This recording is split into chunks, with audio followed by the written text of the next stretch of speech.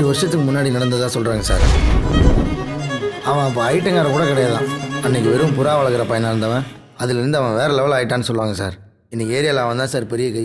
நம்மளாம் அவனை தொட கூட முடியாது சார்.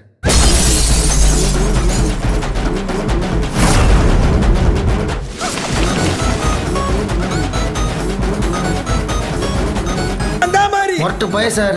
அவனுக்கு கோவம் வந்துச்சு, சுற்றி இருக்கவங்களாம் தெரிச்சு ஓடுவான்.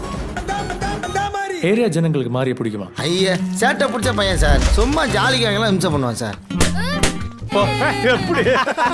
ஏன்டா பீர்வலை ஏத்துறானுங்க? இந்த ஏரியால எது நடந்தாலும் மாறிட்ட கேட்டு தான் நடக்கணும்.